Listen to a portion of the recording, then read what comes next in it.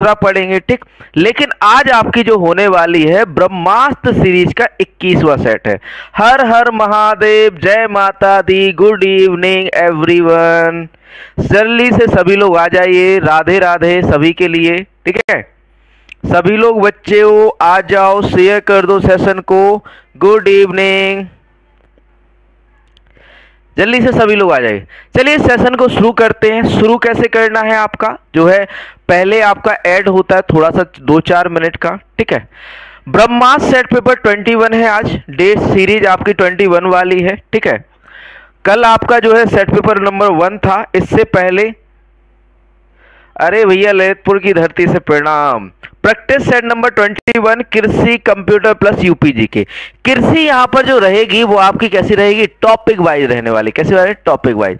जो आपके यहाँ पर ब्रह्मास्त्र सेट पेपर कराए जाते हैं वो आपको कहाँ पर मिलेंगे, वेबसाइट पर मिलेंगे, या फिर कहें आपका जो है पेड है, इसकी पीडीएफ जो है पेड है। उसके लिए आपको क्या करना है, नीचे डिस्क्रिप्शन में जाना है, वेबसाइट व आपका जो है एप्लीकेशन का लिंक मिलेगा, वहां से आपको जो है ओपन करना है वेबसाइट और एप्लीकेशन को डाउनलोड कर लेना है और वहां से आप एक पीडीएफ सेट ले सकते हैं, ठीक। जिसका प्राइस मात्र 299 है, जिसमें आपको 20 फुल लेंथ, 20 तो अभी लिखा हुआ है, फुल लेंथ जब हम ब्रह्मास्त्र के साथ कराने आए हैं ना तो 80 या फिर कहें आपके ये 20 है ना, ये 40 बन जाएंगे, मतलब 60 की जगह 80 सेट पेपर मिल जाएंगे आपको इसमें, ठीक।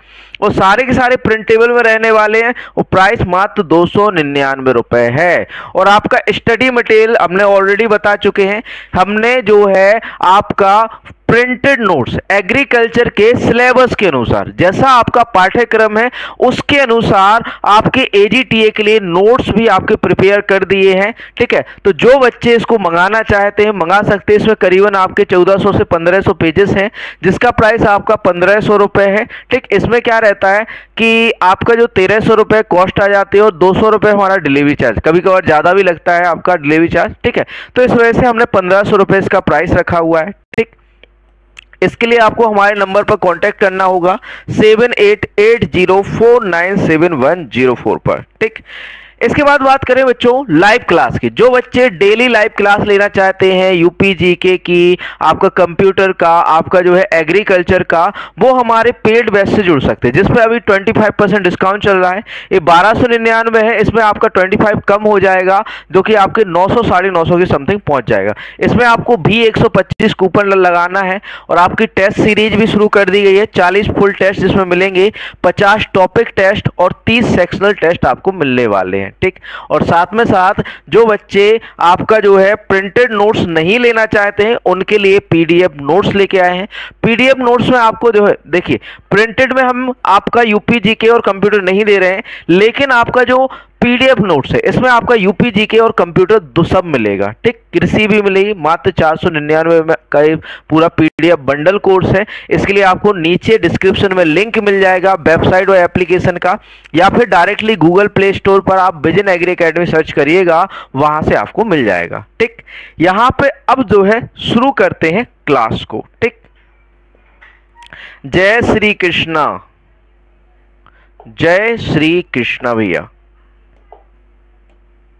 से डेट 21 है, सेट पेपर 21। वैसे देखो ये टॉपिक वाइज करा सकते हैं, ठीक है, लेकिन मैंने इसके सेट पेपर का रूप दिया ताकि आप लोगों को एक सही गाइडेंस मिल जाए। स्टार्ट हुआ है मनीष मौर्य जी, आ जाइए भैया, शेयर कर दो कल की तरह।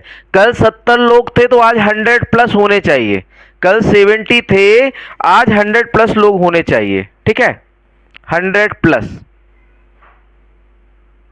चलिए शुरू करते हैं आज के सेशन को। आज के सेशन का पहला प्रश्न,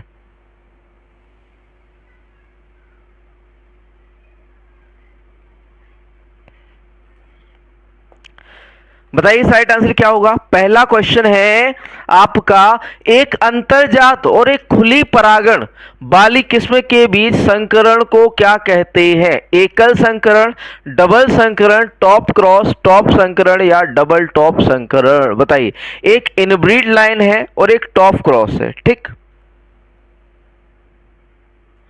ठीक है। तो एक इनब्रीड लाइन है और एक टॉप क्रॉस, उनके बीच ओपन पॉलिनेटर या फिर कहें आपका खुली परागण वाली ओपन पॉलिनेटर आपकी वैरायटी, उसके बीच क्रॉस कराएंगे तो वो क्या होगा? तो भैया उसे हम क्या कहेंगे, आपका जो है टॉप संकरण या शीर्ष क्रॉस कहेंगे, शीर्ष क्रॉस या टॉप क्रॉस कहेंगे उसे, शीर्ष संकरण। अगला क्वेश्चन नंबर 2 है, हेट्रोसिस शब्द किसने दिया? सिम्पसन ने, सूल ने, जोन्स या जॉनसन ने? हेट्रोसिस शब्द किसने दिया? हेट्रोसिस शब्द किसने दिया? हेट्रोसिस शब्द किसने दिया? थोड़ा सा जूम नहीं है स्क्रीन, इस वजह से वहां पर तो कम दिखता है, इसलिए हम यहां पर टैबलेट आपका जो है ओपन किए रहते हैं ताकि आप लोगों के कमेंट सही से दिखें, ठीक है। वो स्क्रीन जूम नहीं होती सामने वाली, वरना उसको जूम कर देते हम।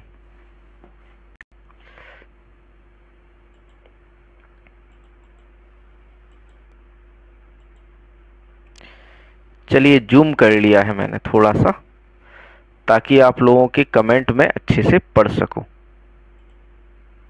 ठीक। चलिए बताइए, सेकेंड क्वेश्चन है, हेट्रोसिस शब्द किसने दिया? हेट्रोसिस शब्द किसने दिया? सुल ने, बहुत बढ़िया, सूल ने हेट्रोसिस शब्द दिया। हेट्रोसिस होता क्या है? अपने माता पिता से बढ़कर बच्चों में लक्षणों का होना, मतलब कि माता पिता से बढ़ के लक्षण आए हैं बच्चों में, तो वो क्या कहलाता है? हेट्रोसिस कहलाता है ना। तो हेट्रोसिस जो है आपका किसने दिया था? शब्द किसने दिया? सूल ने। अगला क्वेश्चन, अति प्रभुत्व परिकल्पना किसके द्वारा प्रस्तावित की गई थी? चार्ल्स डेवनपोर्ट, सल और ईस्ट द्वारा, सिम्पसन या फिर कहें जॉनसन? किसके द्वारा अति प्रभुत्व या फिर कहें ओवर डोमिनेंस, ठीक, किसके द्वारा दिया गया? बताइए राइट आंसर, ए, बी, सी या फिर डी? राइट आंसर यहां पर क्या होगा? बात करें बच्चों यहां राइट आंसर की, तो यहां राइट आंसर हो जाता है सल और ईस्ट ने ओवर डोमिनेंस या फिर कहें अति प्रभुत्व परिकल्पना जो थी किसने दी थी? आपकी सल और ईस्ट ने दी थी। किसने दी थी बच्चों? सल और ईस्ट ने दी थी, सल और ईस्ट ने, ठीक। अगला क्वेश्चन, प्रश्न नंबर 4 है, फसलों के पोषण मूल्य को बढ़ाने के लिए प्रजनन करना है, जीन परिवर्तन, कैप्रिफिकेशन, बायोफोर्टिफिकेशन, इनमें से कोई नहीं। फसलों के पोषण मूल्य को बढ़ाने के लिए हम क्या करते हैं? क्या करते हैं बताइए राइट आंसर, ए, बी, सी या फिर डी? ए, बी, सी या फिर डी? राइट आंसर क्या होगा यहां पर? जल्दी से आंसर कीजिए, फोर्थ का राइट आंसर क्या होगा? तो भैया हम पोषण मूल्य, आपने कहा होगा कि देखा होगा कि राइस की कुछ किस्में हैं जिसमें जिंक की मात्रा बढ़ा दी गई, आयरन की मात्रा बढ़ा दी गई, उसे क्या कहेंगे? बायोफोर्टिफिकेशन है या फिर कहें बायोफोर्टिफाइड किस्में। तो right answer option C biofortification हो जाएगा, ठीक। अगला क्वेश्चन नंबर 5 है, capital T small T, capital R और स्मॉल आर का जो क्रॉस है इंटरजीन एपिस्टासिस इंटरेक्शन के रूप में जाना जाता है। प्रभावी, योगात्मक इंटू योगात्मक, उपरोक्त सभी। राइट आंसर बताइए यहां पर, ए, बी, सी या फिर डी? क्या होगा राइट आंसर? कैपिटल टी है, स्मॉल टी है, कैपिटल आर है, स्मॉल आर है, इसमें इंटरजीन एपिस्टेसिस इंटरेक्शन के रूप में जाना जाता है। तो भैया ये योगात्मक इंटरेक्शन होता है। कैसा होता है? प्रभावी नहीं होता, ये योगात्मक होता है। एडिटिव या योगात्मक होता है। क्या होता है? एडिटिव या योगात्मक। अगला क्वेश्चन, पूर्ण सहलग्नता किसमें पाई जाती है? पक्षी में, मादा ड्रोसोफिला में, नर ड्रोसोफिला में या इनमें से कोई नहीं? पूर्ण सहलग्नता किसमें पाई जाती है? तो भैया पूर्ण सहलग्नता तो आपकी किसमें पाई जाती है? पक्षियों में पाई जाती है। किसमें पाई जाती है? पक्षियों में। सॉरी, पूर्ण सहलग्नता आपका नर ड्रोसोफिला में पाया जाता है। किसमें? ऑप्शन सी है यहां पर, गलती से आपका ए कर दिया था इसे, ठीक है। ऑप्शन सी, नर ड्रोसोफिला में पूर्ण सहलग्नता पाई जाती है ना। पूर्ण सहलग्नता किसमें पाई जाती है? आपकी नर ड्रोसोफिला में। नर ड्रोसोफिला में आपका जो है आपका क्या पाया जाता है? पूर्ण सहलग्नता पाया जाता है। अगला क्वेश्चन, अपूर्ण प्रभावितता की खोज किसने की थी? पूर्ण संलग्नता किसमें पाई जाती है? आपकी नर ड्रोसोफिला में। ठीक है, अपूर्ण प्रभावितता की खोज किसने की थी? कार्ल कोरेंस ने, लेविस ने या लैंडस्टीनर ने? उपरोक्त सभी में। बताइए आंसर क्या होगा? या आप सी राइट आंसर हो जाएगा। हाँ, आज सारे क्वेश्चन प्लांट में मेल फीमेल नहीं, केवल मेल नर ड्रोसोफिला में पूर्ण क्या पाई जाती है? आपकी संलग्नता पाई जाती है। ठीक, अपूर्ण प्रभावितता की खोज किसने की थी? तो भैया कार्ल कोरेंस ने की थी। अपूर्ण प्रभावितता की खोज किसने की थी? कार्ल कोरेंस ने। कार्ल कोरेंस ने अपूर्ण प्रभावितता की खोज की थी। ठीक, अपूर्ण प्रभावितता की खोज किसने? कार्ल कोरेंस ने। अगला क्वेश्चन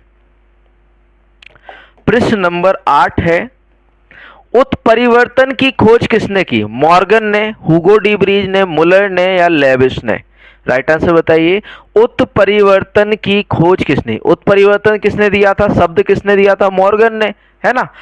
और खोज किसने की थी? हुगो डी ब्रीज ने। तो राइट आंसर क्या हो जाएगा यहां पर? Option B, Hugo de Vries. यहां पर राइट आंसर ऑप्शन बी हो जाता है, हुगो डी ब्रीज। ठीक, आगे बढ़ते हैं अगले क्वेश्चन की ओर। क्वेश्चन नंबर 9,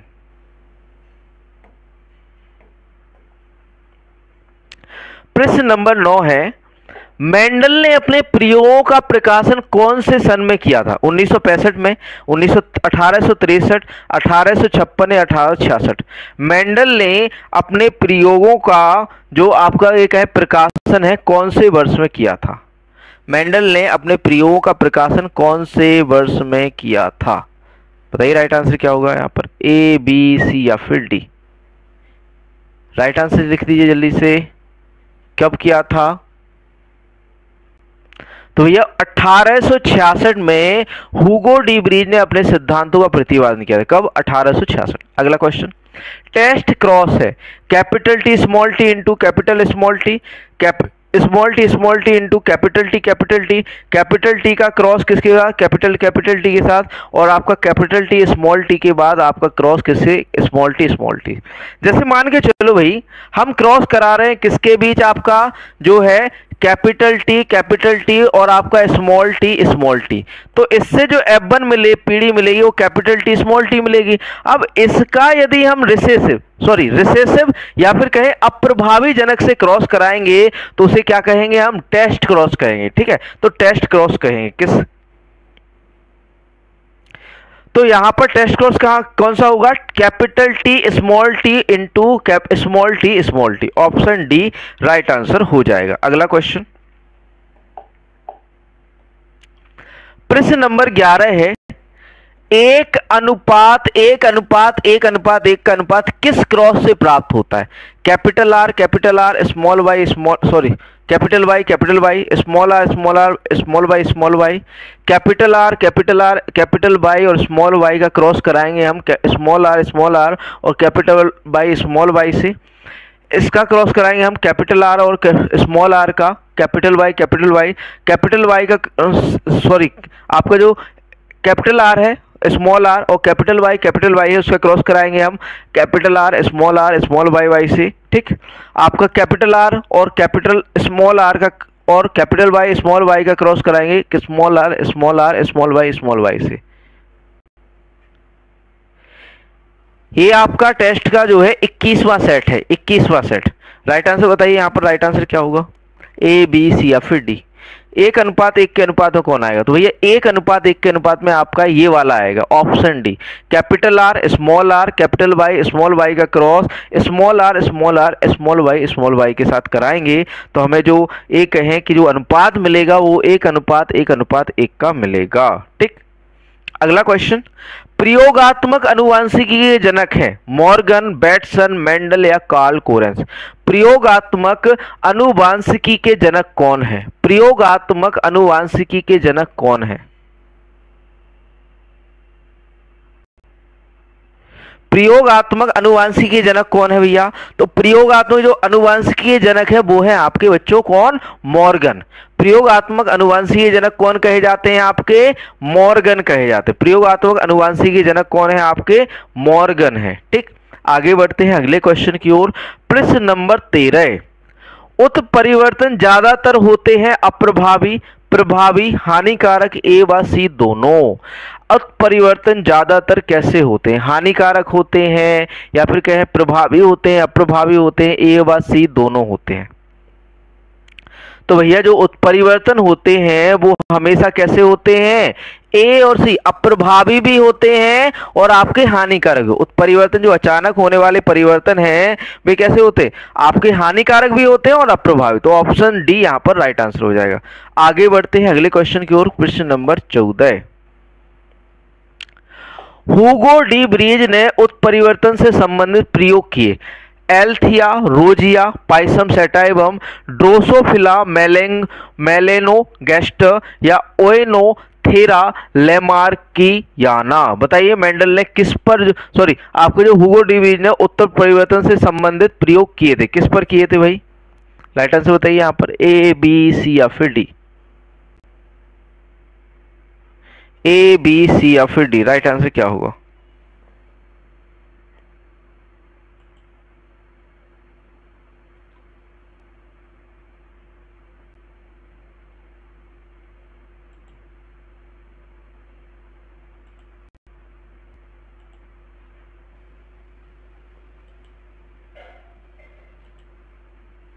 राइट आंसर लिखिए जल्दी से।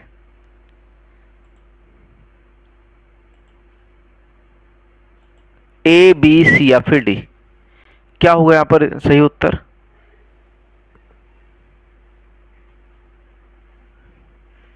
हुगो डी ब्रीज ने उत्परिवर्तन से संबंधित जो प्रयोग किए थे बच्चों ना, वो किस पे किए थे? आपके ओएनोथेरा लेमार्कियाना, ओएनोथेरा लेमार्कियाना पे किए थे। ऑप्शन डी राइट आंसर हो जाता है। अगला क्वेश्चन, क्वेश्चन नंबर 15 है, निम्न में से कौन सी आयनकारी विकिरण नहीं है? X-ray, UV ray, gamma ray, alpha ray. आयनकारी या फिर कहें गैर आयनकारी जो है आपके, एक है कि आपके विकिरण है, या फिर कहें आयनकारी विकिरण नहीं है या गैर आयनकारी विकिरण है। बताइए राइट आंसर यहाँ पर क्या होगा? ए बी सी या फिर डी 15 का। तो राइट आंसर बात करें बच्चों, तो जो यूवी रे होती हैं, अल्ट्रावायलेट रे होती है, वो कैसी होती है? अनआयनकारी होती है, मतलब जो आयनकारी नहीं है। कौन सी? यूवी रेज आयनकारी नहीं होती। कौन सी नहीं होती आयनकारी? आपकी यूवी रेज। ठीक, यूवी रेज ही कैसी नहीं होती? आपकी आयनकारी नहीं होती। ठीक, अगला क्वेश्चन, भारत में गेहूं का जीन बैंक कहां स्थित है? नई दिल्ली में, करनाल में, लुधियाना में या कानपुर में? बताइए आपका जो है भारत में गेहूं का जीन बैंक कहां पर है? भारत में गेहूं का जीन बैंक, भारत में गेहूं का जीन बैंक कहां है? तो भैया करनाल के अंदर है। भारत में गेहूं का जीन बैंक कहां पर है? करनाल के अंदर है। कहां पर है बच्चों? करनाल के अंदर है। ठीक, भारत में जीन बैंक कहां पर है? करनाल के अंदर है। ठीक है, आगे बढ़ते हैं अगले क्वेश्चन की ओर। क्वेश्चन नंबर 17, 17वां प्रश्न है,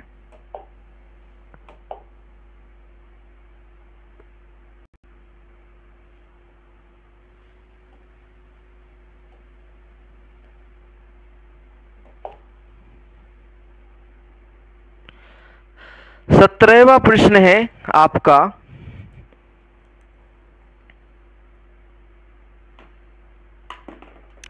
अलैंगिक प्रजनन संबंधित है स्वनिषेचन से, पर निषेचन से? ऑप्शन सी देखते हैं यहां पर,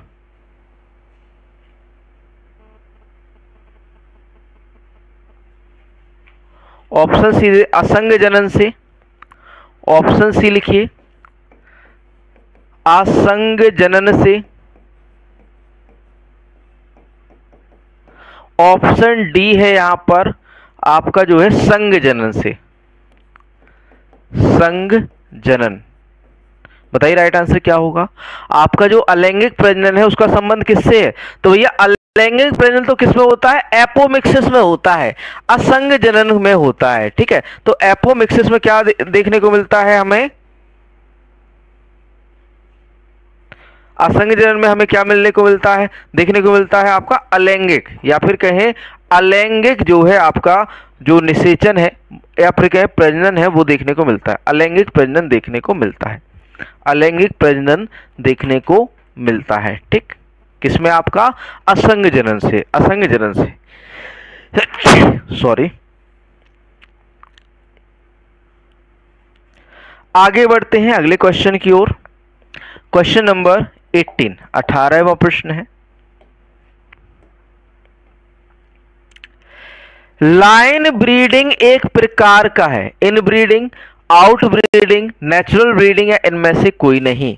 लाइन ब्रीडिंग एक प्रकार का क्या है? तो भैया लाइन ब्रीडिंग एक प्रकार का इन ब्रीडिंग है, स्वपरागण है। क्या है? स्वपरागण है, इन ब्रीडिंग है। अब क्या करूं, हिंदी में लाना पड़ता है ना। इन ब्रीडिंग राइट आंसर हो जाता है। लाइन ब्रीडिंग एक प्रकार का क्या है? इन ब्रीडिंग होता है। ठीक, अगला क्वेश्चन, क्वेश्चन नंबर 19 है।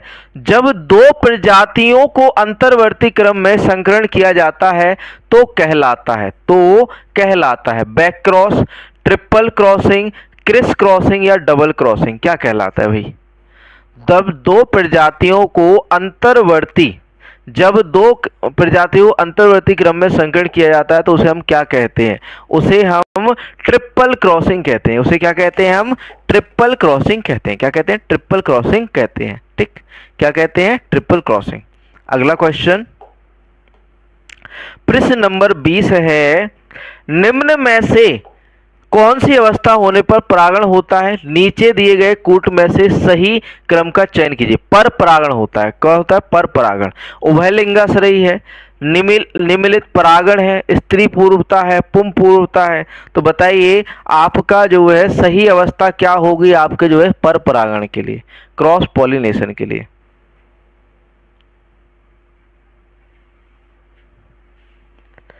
हाँ, मैं कोशिश करूंगा कि टेक्निकल वर्ड इंग्लिश में लिखूं। ठीक है, टेंशन मत लीजिए, नेक्स्ट सेशन में से मैं कोशिश करूंगा।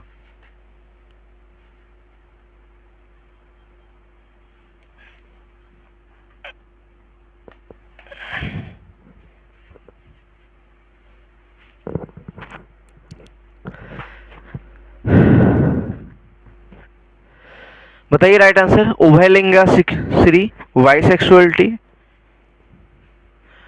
निमिलित परागण या फिर कहें स्त्री पूर्वता या पुम पूर्वता। देखो स्त्री पूर्वता है, पुम पूर्वता है तो क्रॉस पॉलिनेशन होगा। ठीक है, यहां पर आपका निमीलन परागण है तो भी आपका क्या होगा? आपका पर परागण होगा। उभयलिंगी मतलब एक ही फ्लावर में आपका मेल फीमेल है तो आपका क्या होगा? स्वपरागण होगा ना। तो यहां पर राइट आंसर क्या हो जाता है? 2, 3, 4। 2, 3, 4, ऑप्शन डी यहां पर राइट आंसर हो जाता है। ठीक, 2, 3, 4, 2, 3, 4। बच्चों एक आंसर बताना आप लोग, भारत में सर्वाधिक सिंचाई किस चीज से की जाती है? ट्यूबवेल से की जाती है, ट्यूबवेल को हम नलकूप कहते हैं। कुओं से की जाती है, नहरों से की जाती है, कैनाल से की जाती है? ये कमेंट में जरूर लिखना। ठीक, कमेंट में जरूर लिखना, जल्दी से बताओ। भारत में सिंचाई ज्यादातर किस चीज से की जाती है? जिससे ज्यादातर बच्चे सहमत होंगे ना, मैं वही आंसर मान लूंगा। ठीक है, बताओ जल्दी से, लिख दो। भारत में सर्वाधिक सिंचाई किस स्रोत से की जाती है? एक कल के सेट पेपर का क्वेश्चन है, कुछ बच्चे कंफ्यूज करने का काम कर रहे थे। ट्यूबवेल, देखो मनप्रीत जी का आंसर आ गया ट्यूबवेल। और बच्चे लिखो, मनीष मौर्य ने लिख दिया ट्यूबवेल। नलकूप से रूपेश अवस्थी, अरविंद राज नलकूप से, आशीष कुमार ट्यूबवेल से, संजय सोनकर ट्यूबवेल से। कल एक कोई मौर्य था, आकाश मौर्य करके, पता नहीं कौन था। ठीक है, कल वो मतलब कि जिद पकड़ के बैठ गया कि आपका नहर से होता है, नहर से होता है, नहर से होता है ना। जिद पकड़ के बैठ गया बिल्कुल से, कमेंट पे कमेंट किए जा रहा है ना। तो मैंने इसलिए ये क्वेश्चन आप लोगों से करवाया है ना, इसलिए मैंने आप लोगों से कहा कि ज्यादातर लोग ट्यूबवेल के साथ सहमत है कि नहीं, है ना। कल के सेट पेपर में था ट्यूबवेल। ठीक, ट्यूबवेल राइट आंसर था।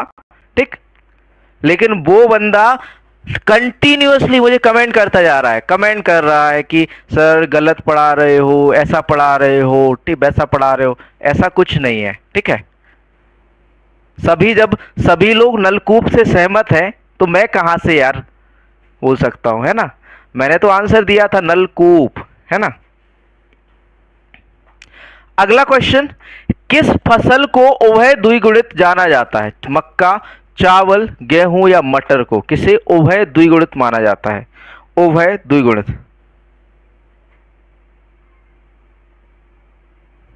राइट आंसर बताइए, ए बी सी या फिर डी, क्या होगा राइट आंसर यहां पर?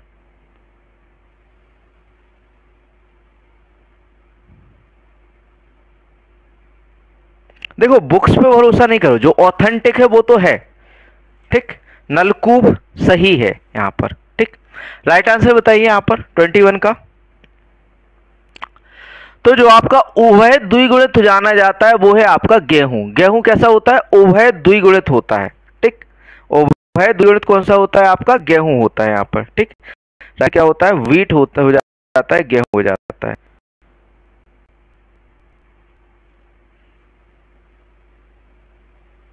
नहीं भाई, नहर नहीं है भारत में, भारत में ट्यूबवेल है, ठीक है। उभय द्विगुणित जो है गेहूं होता है, ठीक। अगला क्वेश्चन, प्रेरित उत्परिवर्तनों का फसल सुधार में उपयोग कहलाता है। प्रेरित उत्परिवर्तन का फसल सुधार में प्रयोग क्या कहलाता है? बहुगुणिता प्रजनन, उत्परिवर्तन प्रजनन, संकरोच प्रजनन या मॉलिक्यूलर प्रजनन, क्या कहलाता है? राइट आंसर लिखिए यहां पर, ए बी सी या फिर डी, क्या होगा सही उत्तर?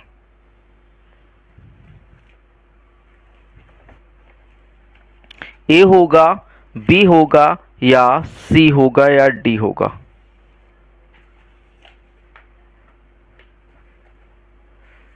ए बी सी या फिर डी? जो लोग ट्यूबवेल मान के चल रहे हो ना, वो पक्का जाएंगे इसमें, ठीक है, क्योंकि ट्यूबवेल तो सही आंसर नहीं होने वाला वहां पर, ठीक है। ट्यूबवेल सही आंसर नहीं होने वाला, ठीक। तो थोड़ा सा ध्यान से आंसर करिएगा, वरना पता चले कि आपका एक नंबर चला जाए, ठीक है।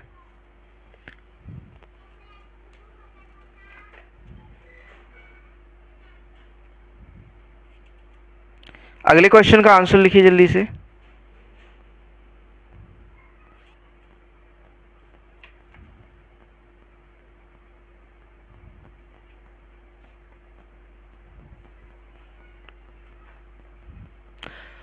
प्रेरित उत्परिवर्तनों का फसल सुधार में उपयोग क्या कहलाता है? तो भैया वो क्या कहलाता है? आपका उत्परिवर्तन प्रजनन, ऑप्शन बी यहां पर राइट आंसर, उत्परिवर्तन प्रजनन। अगला क्वेश्चन है क्वेश्चन नंबर 23, संकर प्रजाति विकसित करने के में नरबंधता लाइन को प्रदर्शित करती है। संकर प्रजाति विकसित करने में नरबंधता लाइन को प्रदर्शित करती है। संकर प्रजाति विकसित करने में नरबंधता लाइन को प्रदर्शित करती है, नरबंधता लाइन को प्रदर्शित करती है। R line, V line, option A है आर लाइन, ऑप्शन बी है बी लाइन, ऑप्शन सी है आपकी सी लाइन और ऑप्शन डी है आपका ए लाइन। कौन नरबंधता को संदर्भित करता है? ए लाइन, बी लाइन, कौन सी? राइट आंसर बताइए। निम्नलिखित संकर प्रजाति विकसित करने में नरबंधता लाइन को कौन प्रदर्शित करता है? कौन प्रदर्शित करता है? तो यहां पर जो राइट आंसर हो जाएगा ए लाइन हो जाएगा। क्या हो जाएगा? ए लाइन। ए लाइन नरबंधता को बताता है। जो बच्चे हमारा कांटेक्ट जानना चाहते हैं, ये मेरा कांटेक्ट नंबर है 7880497104, ठीक है। जिसको प्रिंटेड नोट्स या कोर्स के बारे में कोई भी जानकारी लेनी है या किसी भी चीज़ की जानकारी लेनी है, कोई आपको डाउट, बहुत से बच्चों के व्हाट्सएप पर डाउट के कमेंट आते हैं, मैं आंसर करता हूँ, ठीक है। तो डाउट भी आप पूछ सकते हैं, इस नंबर पर व्हाट्सएप कर सकते हैं अपना डाउट, ठीक है। अगला क्वेश्चन है क्वेश्चन नंबर 24, संकर ओज का दोहन किसके रूप में होता है? संकर ओज का दोहन किसके रूप में? संश्लिष्ट किस्मों के रूप में, मिश्र किस्मों के रूप में, संकर किस्मों के रूप में या बहुरेखित किस्म के रूप में? तो भैया जो संकर ओज का दोहन है ना, वो संकर किस्मों के रूप में होता है। संकर ओज का दोहन किसके रूप में होता है?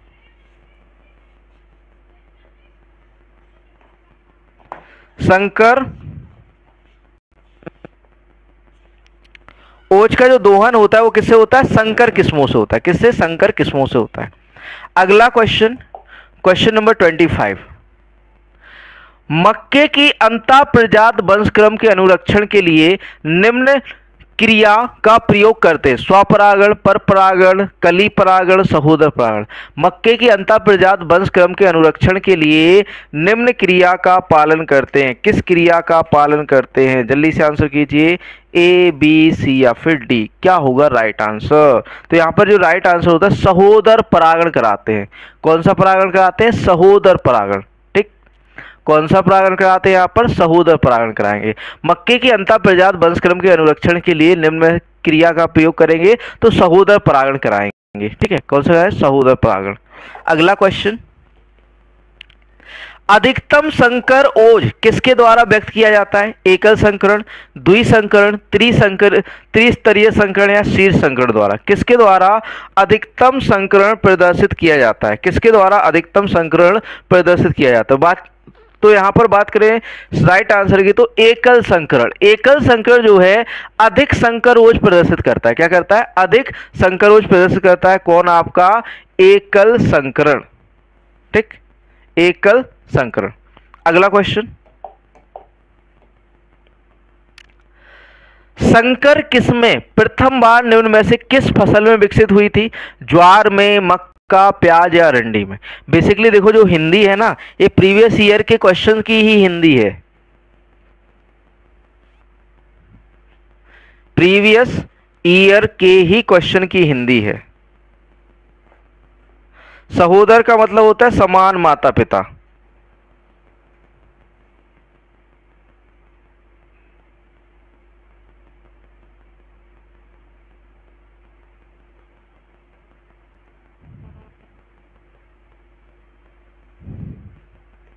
सिबलिंग भी कहते हैं, है ना?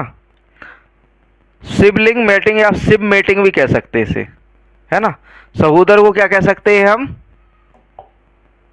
सहोदर को हम क्या कह सकते हैं? आपका सिब पॉलिनेशन। सिब पॉलिनेशन भी बोलते हैं, सिब पॉलिनेशन।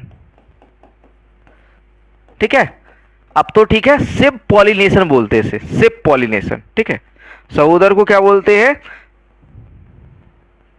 सिप पॉलिनेशन बोलते हैं।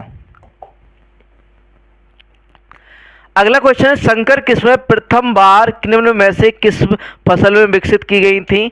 तो भैया जो विकसित की गई थी संकर किस्में, वो विकसित की गई थी मक्का के अंदर। किसके अंदर? मक्का के अंदर प्रथम बार जो है संकर किस्में डेवलप की। तो राइट आंसर यहाँ पर ऑप्शन बी, मेज आ जाता है। कुछ लोगों ने तो मक्का भी जो है लगा दिया है। ठीक, अगला क्वेश्चन, क्वेश्चन नंबर 28 है, निम्न में से किस फसल में अंतः प्रजनन ह्रास अधिकतम होता है? ज्वार, अल्फा अल्फा, बाजरा या सूरजमुखी? या फिर कहें इन ब्रीडिंग डिप्रेशन सर्वाधिक होता है? किस फसल में इन ब्रीडिंग डिप्रेशन सर्वाधिक होता है? बताइए राइट आंसर क्या होगा? 28। तो भैया राइट आंसर यहाँ पर अल्फा अल्फा। अल्फा अल्फा में अंतः प्रजनन ह्रास या फिर कहें ह्रास या फिर कह सकते हैं आपका इन ब्रीडिंग डिप्रेशन सर्वाधिक होता है। किसमें? आपका जो है अल्फा अल्फा। अगला क्वेश्चन, क्वेश्चन नंबर 29 है, ज्वार में प्रायः किस प्रकार के संकर प्रजाति उपलब्ध है? एकल संकरण वाली, द्विसंकरण वाली, त्रिस्तरीय संकरण वाली या शीर्ष संकरण वाली? ज्वार में प्रायः किस प्रकार के संकर प्रजाति उपलब्ध है? राइट आंसर बताइए यहाँ पर, ए, बी, सी या फिर डी। राइट आंसर क्या होगा? ए, बी, सी या फिर डी? राइट आंसर बताइए 29 का। तो बच्चों यहाँ पर राइट आंसर होता है एकल संकरण। ज्वार में प्रायः किस प्रकार के संकर उपलब्ध है? आपके एकल संकरण उपलब्ध है ज्वार में। कौन सी संकरण उपलब्ध है? एकल संकरण। अरे भैया ज्यादा से ज्यादा शेयर कर दो, केवल 43-44 लोग नहीं चाहिए, 70+ लोग होने चाहिए आज की क्लास में, 70+ या फिर कहें 100+। अगला क्वेश्चन, क्वेश्चन नंबर 30 है। क्वेश्चन नंबर 30 है, शुद्ध वंशक्रम का सिद्धांत प्रतिपादित किया जॉन ने, मेंडल, जॉनसन या स्वामीनाथन ने? शुद्ध वंशक्रम का सिद्धांत किसने प्रतिपादित किया था? शुद्ध वंशक्रम का सिद्धांत किसने प्रतिपादित किया था? अब थोड़ा सा पानी पी लिया जाए, है ना?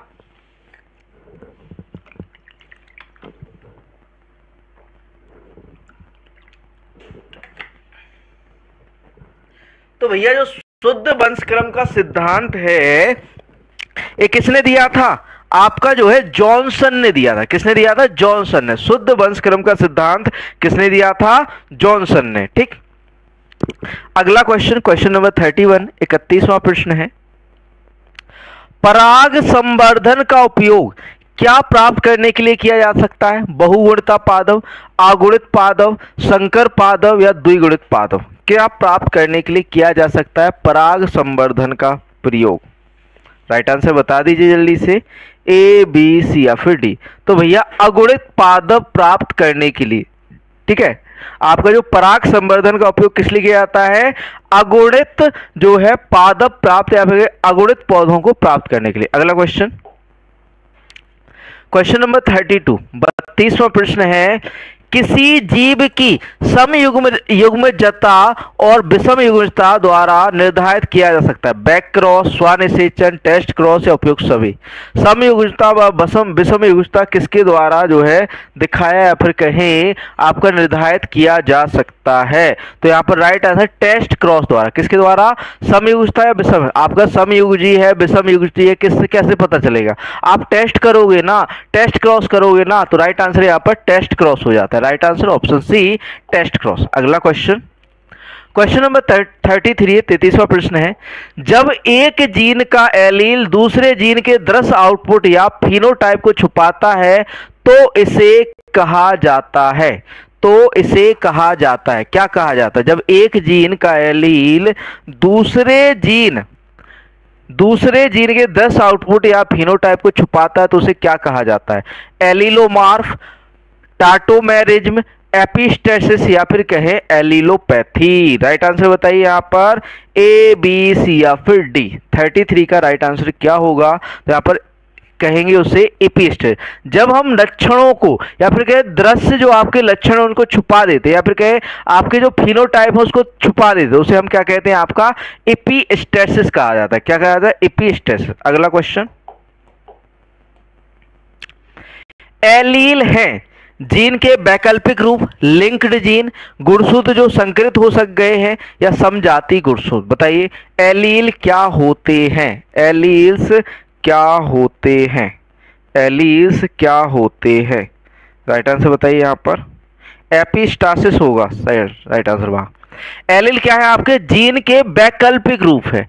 जीन के वैकल्पिक रूपों को एलील कहा जाता है।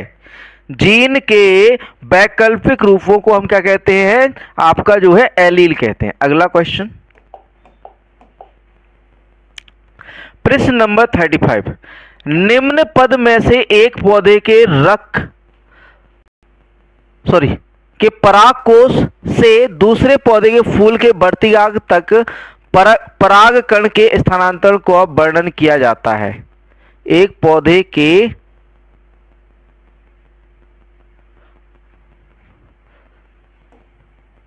पराग पुष्प के परागकोश से, यहां पर से होगा, परागकोश से दूसरे पौधे के फूल के वर्तिकाग्र तक परागकण के स्थानांतरण का वर्णन किया जाता है जीनोगैमी द्वारा, गिटेनोगैमी द्वारा, ऑटोगैमी या इनमें से कोई नहीं? राइट आंसर बताइए यहां पर, ए, बी, सी या फिर डी। 35 का क्या होगा? 35 का क्या होगा? तो उसे हम क्या कहेंगे? गिटेनोगैमी। एक जो आपका मतलब एक पादप में से एक पौधे के पुष्प के परागकोश का दूसरे पौधे के फूल के वर्तिकाग्र तक परागकण के स्थानांतरण को हम क्या कहते हैं? गिटेनोगैमी कहते हैं। क्या कहते हैं? गिटेनोगैमी। ठीक, क्या कहते हैं? गिटेनोगैमी। ठीक। अगला क्वेश्चन, यहाँ पर दूसरे पौधे के फूल के वर्तिकाग्र, यहाँ पर एक पौधे के पुष्प के परागकोश से दूसरे पौधे के फूल हुए तो उसे हम गिटेनोगैमी नहीं कहेंगे, उसे हम गिटेनोगैमी नहीं कहेंगे, उसे हम क्या कहेंगे? पर परागण कहेंगे, एलोगैमी कहेंगे। तो यहाँ पर राइट आंसर जो हो जाएगा इनमें से कोई नहीं, नन ऑफ दिस। गिटेनोगैमी में तो क्या होता है कि सेम प्लांट रहता है ना, गिटेनोगैमी। हाँ, तो यहाँ पर राइट आंसर क्या होगा आपका? एलोगैमी होगा, क्योंकि जब हम जो है यहाँ पर एलोगैमी का मतलब होता है आपका पर परागण। एलोगैमी का मतलब क्या होता है? पर परागण, है ना। एलोगैमी का मतलब क्या होगा?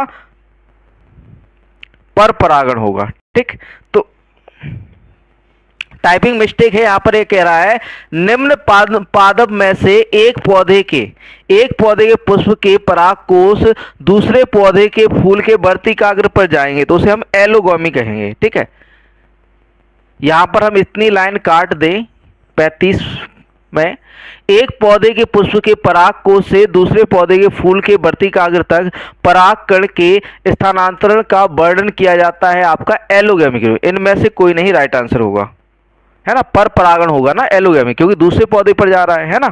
गेटेनोगेमी में आपका सेम प्लांट रहता है, गेटेनोगेमी में सेम प्लांट रहता है। आगे बढ़ते हैं अगले क्वेश्चन की ओर। क्वेश्चन नंबर 36, 36वां प्रश्न है, बाजरा का पौधा है, बाजरा का पौधा है आपका जो है उभयलिंगी हर्माफ्रोडाइट, लिंगाश्रयी मोनोइसियस या एक लिंगाश्रयी डायोसियस, उपरोक्त में से कोई नहीं।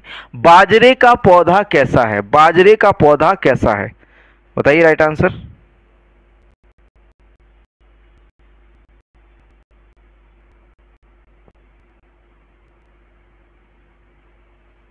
बताइए राइट आंसर क्या होगा यहां पर, ए बी सी या फिर डी।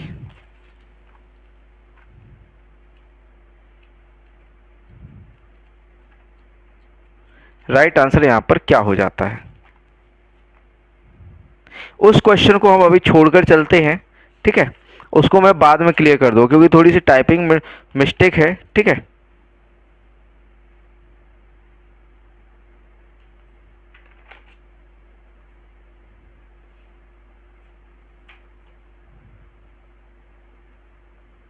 टाइपिंग मिस्टेक है उसमें, तो उसे मैं बाद में क्लियर करूंगा।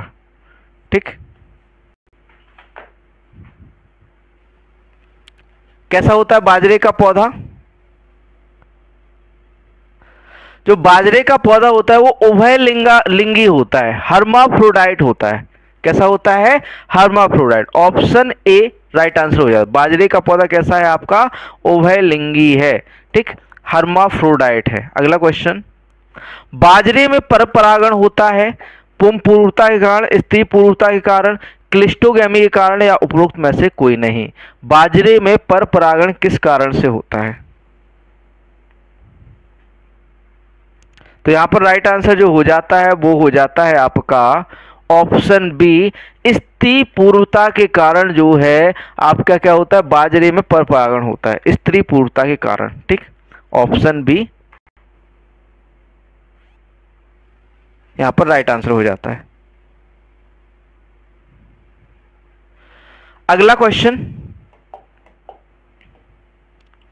क्वेश्चन नंबर 38 है, जनकों के विशिष्ट समायोजन क्षमता, स्पेसिफिक कंबाइनिंग एबिलिटी होनी चाहिए शुद्ध वंशक्रम विकास में, स्त्री पूर्णता के कारण, मिश्रित प्रजाति विकास में या संकर प्रजाति के विकास में।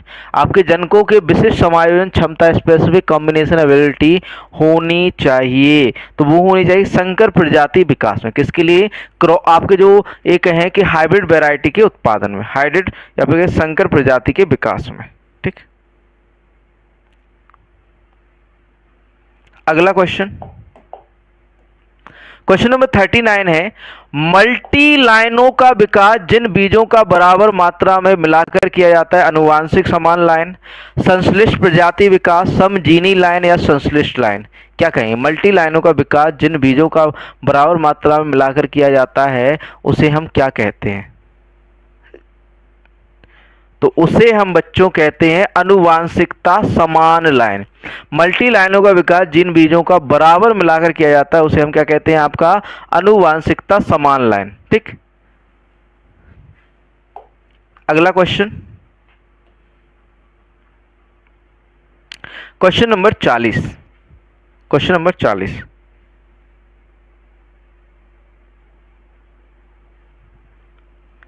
जीन का पृथक्करण होता है, जीन का पृथक्करण होता है किसी भी पीढ़ी में, F2 पीढ़ी में, F1 पीढ़ी के युग्मक बनने में या F3 पीढ़ी में। राइट आंसर बताइए यहां पर, ए बी सी या फिर डी। जीन का पृथक्करण कहां पर होता है, जीन का पृथक्करण होता है F1 पीढ़ी के युग्मक बनने में। जब F1 पीढ़ी के युग्मक बनते हैं तो उसमें आपका जीन का पृथक्करण होता है। अगला क्वेश्चन, क्वेश्चन नंबर 41 है, आर लाइन में होता है, 41 है, आर लाइन में होता है, आर लाइन में होता है, आर लाइन में होता है, आर लाइन में जेनेटिक नरबंधता आर लाइन में होता है। ऑप्शन में आपको दिखा देने जा रहा हूं, ठीक है। आर लाइन में क्या होता है? ऑप्शन ए है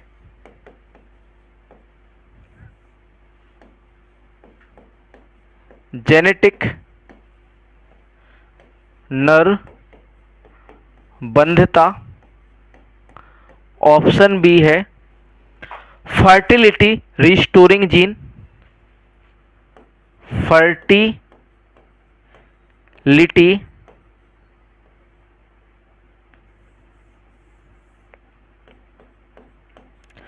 फर्टिलिटी रिस्टोरिंग जीन,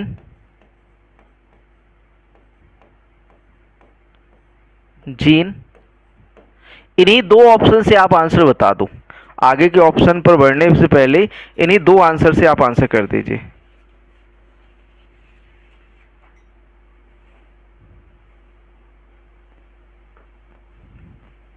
हाँ, सारे जेनेटिक्स और आपके प्लांट ब्रीडिंग के क्वेश्चन है। तो यहाँ पर राइट आंसर जो हो जाएगा, आर लाइन में क्या होता है? फर्टिलिटी रिस्टोरिंग जीन होता है।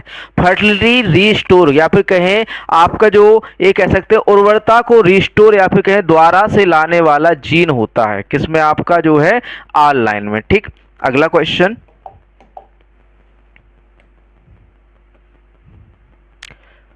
क्वेश्चन नंबर 42 है, 42वां प्रश्न है। कपास में निम्न में से किस प्रकार का परागण पाया जाता है? प्राय पर परागण, स्वपरागण, इनमें से कोई नहीं। कपास में किस प्रकार का परागण पाया जाता है? राइट आंसर बताइए यहाँ पर, ए, बी, सी या फिर डी। जेनेटिक क्वेश्चन है, ठीक है, बट हिंदी है।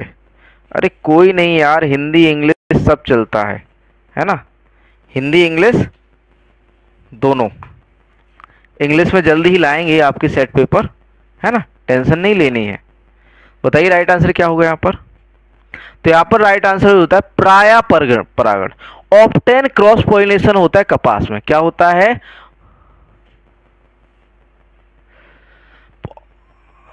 प्राय पर परागण या ऑप्टेन क्रॉस पॉलिनेशन। अगला क्वेश्चन, संकर ओज शब्द दिया था सल ने, मेंडल ने, जॉनसन ने या खुराना ने? संकर ओज शब्द किसने दिया था? संकर ओज शब्द किसने दिया था? राइट आंसर बताइए यहां पर, ए, बी, सी या फिर डी। क्या होगा सही उत्तर? राइट आंसर क्या होगा यहां पर? ए, बी, सी या फिर डी।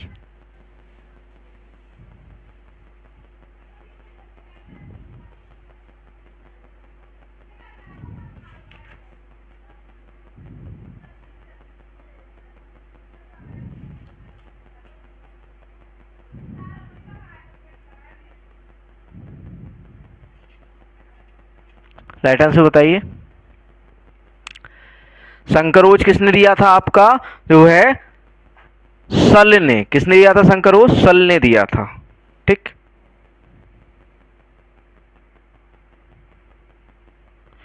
अगला क्वेश्चन, जीनोटाइप, फिनोटाइप एवं जीन शब्द किसके द्वारा दिए गए? बैटसन ने, मुलर ने, डार्विन ने या जॉनसन ने? किसने दिए? जीनोटाइप, फिनोटाइप, जीन शब्द किसने दिए थे? तो भैया ये दिए थे आपके, किसने? आपके जॉनसन ने। जीनोटाइप, फिनोटाइप शब्द किसने दिए थे? जॉनसन ने दिए थे। ठीक, अगला क्वेश्चन, क्वेश्चन नंबर 45, हेट्रोबैल्टियोसिस में F1 का हटना नापा जाता है मध्य पित्र से, न्यून पित्र से, बेहतर पित्र से या श्रेष्ठ पित्र से? देखो आपका जो हेट्रोबैल्टियोसिस है, आपका नॉर्मली हेट्रोसिस में तो नॉर्मल से पेरेंट्स रहते हैं, मतलब कि सामान्य पेरेंट, लेकिन जो आपका हेट्रोबैल्टियोसिस है इसमें हमेशा श्रेष्ठ पेरेंट या फिर कहें अच्छे गुणों वाले जो है माता पिता लिए जाते हैं। किसमें? आपके हेट्रोबैल्टियोसिस में। तो यहाँ पर राइट आंसर जो हो जाता है वो हो जाता है ऑप्शन सी, बेहतर पित्र से, मतलब सबसे अच्छे या फिर कहें बेहतर पित्र से का क्रॉस कराना क्या करें? हेट्रोबैल्टियोसिस में F1 का हटना नापा जाता है बेहतर पित्र से, मतलब कौन सा बेहतर है। अगला क्वेश्चन, नर अभिषेक जनन या एंड्रोजेनेसिस से उत्पन्न होते द्विगुणित पौधे, चतुर्गुणित पौधे, अगुणित पौधे या कोई नहीं? नर अभिषेक जनन से कौन से पौधे उत्पन्न होते हैं?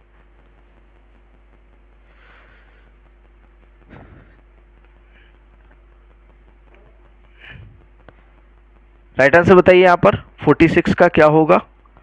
तो यहां पर राइट आंसर जो हो जाता है बच्चों, वो हो जाता है अगुणित पौधे। नर अभिषेक जनन या एंड्रोजेनेसिस से उत्पन्न क्या होंगे? अगुणित पौधे जो है उत्पन्न होंगे। अगला क्वेश्चन, क्वेश्चन नंबर 47 है, 47 प्रश्न है, पौधों की क्षमता जिसके द्वारा कोशिका से पूर्ण पौधा विकसित होता है क्या कहलाता है? समसूत्रण, पूर्ण सख्तता या टोटीपोटेंसी, रूपांतरण या कोई नहीं? बताइए आंसर। पौधों की क्षमता जिसके द्वारा कोशिका में से पूर्ण पौधा विकसित होता है वो क्या कहलाता है? तो भैया वो कहलाता है आपका पूर्ण सख्तता या फिर कहें टोटीपोटेंसी कहलाता है। टोटीपोटेंसी पौधे की क्षमता जिसके द्वारा कोशिका से पूर्ण पौधा विकसित होता है उसे हम टोटीपोटेंसी कहते हैं। क्या कहते हैं? टोटीपोटेंसी कहते हैं। अगला क्वेश्चन,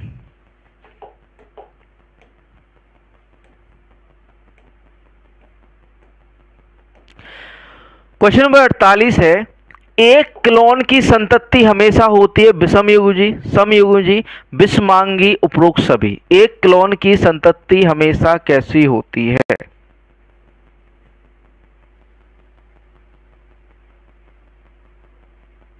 राइट आंसर बताइए यहां पर। एक क्लोन की संतति हमेशा कैसी होती है? 48 का राइट आंसर बताइए यहां पर, ए, बी, सी या फिर डी। तो यहां पर जो राइट आंसर हो जाता है वो होता है विषमयुगी। एक क्लोन की संतति हमेशा कैसी होती है? विषमयुगी होती हैं, अलग अलग लक्षणों वाली होती है, विषमयुगी होते हैं, समान नहीं होते, विषमयुगी।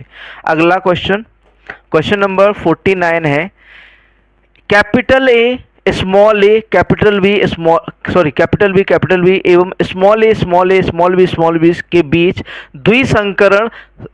संकरण कराने पर F2 पीढ़ी में capital A, capital B, small B एवं स्मॉल ए, कैपिटल बी का अनुपात होगा तो कितना होगा? 3:1, 1:1, 1:2, 2:1, 9:7। क्या होगा अनुपात?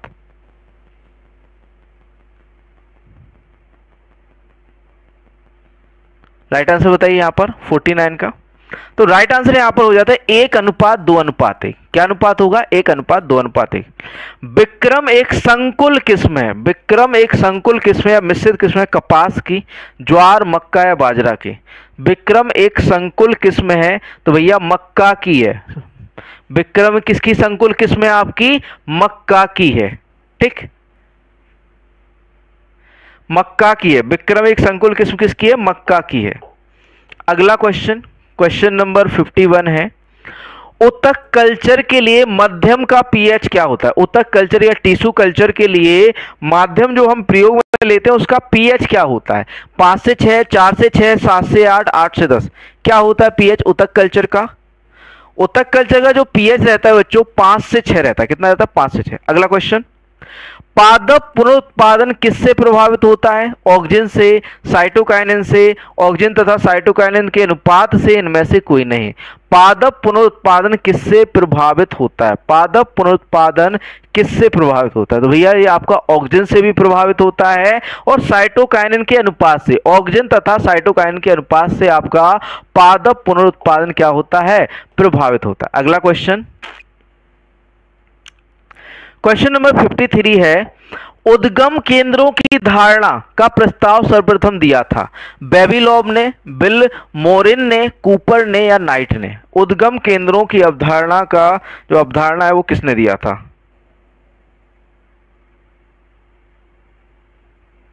राइट आंसर बताइए यहां पर 53 का। तो बच्चों यहां पर राइट आंसर होगा बेबीलोव ने। उद्गम केंद्रों की धारणा का प्रस्ताव सर्वप्रथम किसने दिया था? बेबीलोव ने। ठीक, अगला क्वेश्चन, क्वेश्चन नंबर 54 है, 54 है, ट्रिपल फ्यूजन। ट्रिपल फ्यूजन में एक नर बीजाणु का निषेचन निम्न के साथ होता है, मादा बीजाणु के साथ, एक द्वितीय केंद्रक के साथ, दो द्वितीय केंद्रक से उपरोक्त में से कोई नहीं। ट्रिपल फ्यूजन में एक नर बीजाणु का निषेचन निम्न में किसके साथ होता है? तो भैया यहाँ पर राइट आंसर दो द्वितीय केंद्रक के साथ। यहाँ पर दो द्वितीय केंद्रक हो उनके साथ क्या होगा? फ्यूजन होगा। ठीक, अगला क्वेश्चन,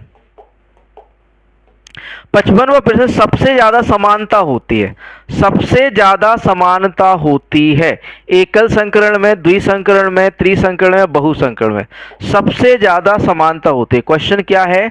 सबसे ज्यादा समानता होती है, सबसे ज्यादा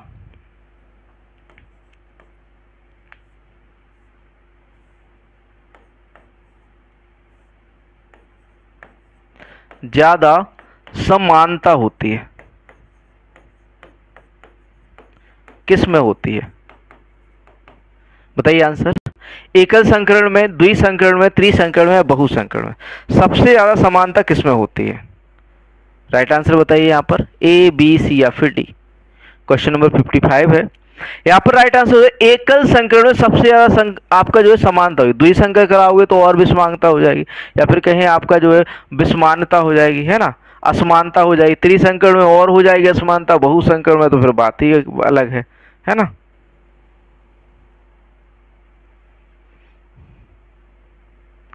अगला क्वेश्चन, क्वेश्चन नंबर 56 है, फिनोटाइप लक्षण प्रारूप के आधार पर पौधों का चयन कौन से प्रजनन विधि में किया जाता है? समूह चयन में, शुद्ध रेखा चयन में, क्लोन चयन या ए और बी दोनों में? तो भैया जब हम लक्षण प्रारूप के आधार पर चयन करते हैं तो आपका मास सिलेक्शन या समूह चयन कहलाता है। क्या कहलाता है? मास सिलेक्शन या समूह चयन कहलाता है, जब हम जो है लक्षणों के आधार पर पौधों का चुनाव करते हैं। अगला क्वेश्चन, क्वेश्चन नंबर 57 है, अनुवांशिक पदार्थ का सबसे छोटा खंड जो उत्परिवर्तन से प्रभावित होता है, रिकॉन, सिस्ट्रॉन, म्यूटॉन या एक्सॉन? अनुवांशिक पदार्थ का सबसे छोटा, अनुवांशिक पदार्थ सबसे छोटा खंड जो उत्परिवर्तन से प्रभावित होता है वह कौन सा है? बताइए राइट आंसर। तो भैया वह है म्यूटॉन। कौन? म्यूटॉन। सबसे छोटा खंड है जो उत्परिवर्तन से प्रभावित होता है वो है आपका म्यूटॉन। अगला क्वेश्चन, प्रश्न नंबर 58 है, जस्ट 58, बीज रहित तरबूज है, बीज रहित तरबूज है, द्विगुणित, टेट्राप्लॉइड है, ट्रिप्लॉइड है, इनमें से कोई नहीं। बीज रहित जो आपका तरबूज होता है वो कैसा होता है? कैसा होता है बीज रहित तरबूज? कैसा होता है? तो भैया वो होता है ट्रिप्लॉइड होता है। बीज रहित जो तरबूज होता है वो कैसा होता है आपका? ट्रिप्लॉइड होता है। बीज रहित जो आपका तरबूज होता है वो कैसा होता है? ट्रिप्लॉइड होता है। ये फालतू की बकवास जो करने लगे हो, ठीक है, यहां पर ध्यान दो, आंसर करो यार, है ना। अगर ये जो नहीं मान रहा है उसे जबरदस्ती क्यों मना रहे हो कि भाई नाम बदल लो? उसकी जो इच्छा है उसे रखने दो, है ना। क्या करना है अपन को? अपन यहाँ पर पढ़ने आए हैं। मैं कमेंट बिल्कुल नहीं देख रहा हूँ, इग्नोर कर रहा हूँ। अगला क्वेश्चन, कोशिका द्रव्य कारकों की वंशागति द्वारा होती है, मादा जनक द्वारा, मादा और नर जनक द्वारा, नर जनक या फिर कहें इनमें से कोई नहीं? किसके द्वारा होती है? कोशिका द्रव्य कारकों की वंशागति किसके द्वारा होती है? राइट आंसर बताइए यहाँ पर 59 का। तो यहाँ पर राइट आंसर जो हो जाता है मादा जनक। कोशिका द्रव्य कारकों की वंशागति या फिर कहें आपका जो है ये कहें कि जो फीमेल पार्ट होता है उसमें केवल आपका कोशिका या फिर कहें साइटोप्लाज्मिक आपके फैक्टर द्वारा क्या होती है? वंशागति किसमें? आपके मादा जनकों में। अगला क्वेश्चन, केंद्रक के अलावा डीएनए पाया जाता है माइटोकॉन्ड्रिया में, लाइसोसोम में, गोल्जी बॉडी या राइबोसोम में? केंद्रक के अलावा आपका जो डीएनए वो कहां पर पाया जाता है? केंद्रक के अलावा डीएनए कहां पर पाया जाता है? तो भैया माइटोकॉन्ड्रिया में। कहां पर पाया जाता है? माइटोकॉन्ड्रिया। केंद्रक के अलावा डीएनए कहां पर पाया जाता है? माइटोकॉन्ड्रिया। अगला क्वेश्चन, जनसंख्या सुधार पॉपुलेशन इंप्रूवमेंट के लिए कौन सा चयन होता है? समूह चयन, शुद्ध रेखा चयन या फिर कहें आपका option C, option C clone चयन, क्लोन चयन, ऑप्शन डी, ऑप्शन डी आवर्तक चयन, आवर्तक चयन। राइट आंसर बताइए यहां पर क्या होगा? ए, बी, सी या फिर डी? राइट आंसर क्या होगा यहां पर? ए, बी, सी या फिर डी? 61। तो आपका जनसंख्या सुधार जो पॉपुलेशन इंप्रूवमेंट के लिए कौन सा चयन किया जाता है? आपका आवर्तक चयन किया जाता है। कौन सा चयन किया जाता है? रिकरेंट सिलेक्शन या फिर कहें आवर्तक चयन किया जाता है। जनसंख्या सुधार के लिए किसका प्रयोग किया जाता है बच्चों? आवर्तक चयन या रिकरेंट सिलेक्शन का प्रयोग किया जाता है। अगला क्वेश्चन,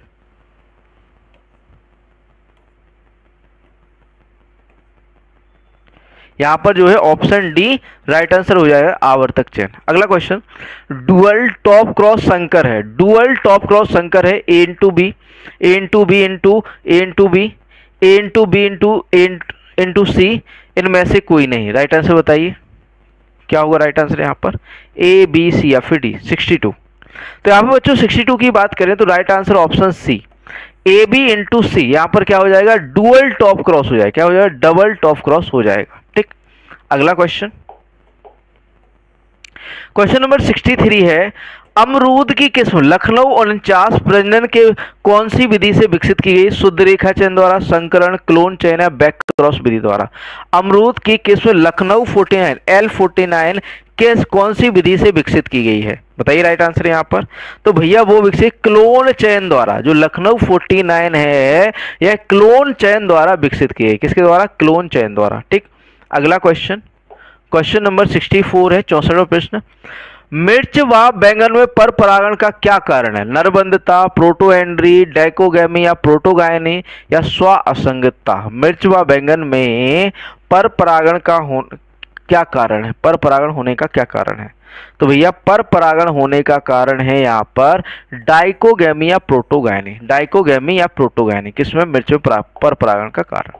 अगला क्वेश्चन, अगला क्वेश्चन है, किस कोशिका विभाजन में गुणसूत्रों की संख्या आधी रह जाती है? समसूत्री में, अर्धसूत्री में, फर्स्ट में, अर्धसूत्री विभाजन सेकंड में, उपरोक्त सभी में। किस कोशिका विभाजन में आपके जो गुण एक है आपका जो है गुणसूत्रों की जो संख्या है वो आधी रह जाती है? बताइए आंसर क्या होगा? तो भैया आधी किस में रह जाती है? अर्धसूत्री विभाजन फेस 1 में। अर्धसूत्री विभाजन फेस 1 में गुणसूत्रों की संख्या क्या रह जाती है? आधी। इसके बाद आपका पार्ट 2 है, भाग 2 है कंप्यूटर। भाग 2 को हम देखेंगे। भाग 2 में देखिए, एक सिस्टम होता है जिसे किसी निजी नेटवर्क तक अनधिकृत एक्सेस को रोकने के लिए डिजाइन किया जाता है। वेब पेज, पैकेट, फायरवॉल या सर्वर। राइट आंसर बताइए यहाँ पर क्या होगा 66 का? तो यहाँ पर राइट आंसर हो जाता है फायरवॉल। क्या डिजाइन किया जाता है? फायरवॉल डिजाइन किया जाता है किसी निजी कंप्यूटर को जो है अनधिकृत एक्सेस को, नेटवर्क तक जो है अनधिकृत एक्सेस को रोकने के लिए किसका प्रयोग करते हैं? फायरवॉल का। अगला क्वेश्चन, क्वेश्चन नंबर 67 है, किसी की व्यक्तिगत जानकारी को उसकी अनुमति के बिना गलत तरीके से प्राप्त करने के कार्य को क्या कहा जाता है? किसी व्यक्ति की जानकारी को उसके अनुमति के बिना गलत तरीके से प्राप्त करने को क्या कहा जाता है? आइडेंटिटी थेफ्ट ऑप्शन ए है,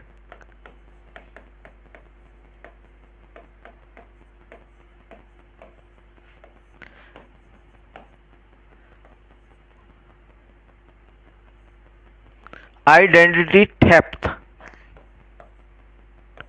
ऑप्शन बी है आपका फिशिंग,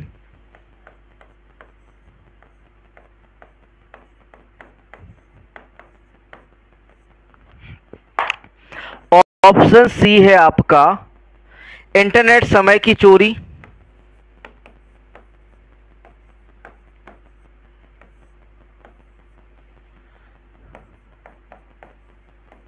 समय की चोरी, इंटरनेट समय की चोरी।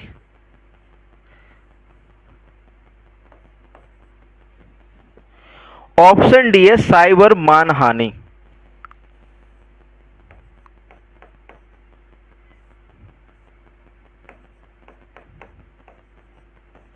साइबर मानहानि। राइट आंसर बताइए यहां पर क्या होगा? किसी भी व्यक्ति की जानकारी को उसकी अनुमति के बिना जो है गलत तरीके से प्राप्त करने को क्या कहा जाता है? राइट आंसर बताइए 67 क्वेश्चन है। यहाँ पर राइट आंसर जो हो जाता है उसे कहते हैं आइडेंटिटी थेफ्ट। किसी की जानकारी आप बिना उसकी जानकारी के चुरा रहे हो ना, तो उसे आइडेंटिटी थेफ्ट कहा जाता है। क्या कहा जाता है? Identity theft. अगला क्वेश्चन, यहां पर जो राइट आंसर हो जाएगा ऑप्शन ए हो जाएगा, आइडेंटिटी थेफ्ट। अगला क्वेश्चन 68 है, निम्न में से कौन सा वीपीएन का प्रकार है? Site to site VPN, client to server VPN, node VPN, SSL VPN. कौन सा प्रकार है आपका वीपीएन का? निम्न में से कौन सा वीपीएन का प्रकार है? फिशिंग नहीं होगा, ऑप्शन ए होगा, है ना। कौन सा वीपीएन का प्रकार है भाई? तो भैया यहां पर वीपीएन का जो प्रकार है नोड वीपीएन जो है आपका वीपीएन का प्रकार है। किसका? Node VPN. अगला क्वेश्चन, क्वेश्चन नंबर 69 है,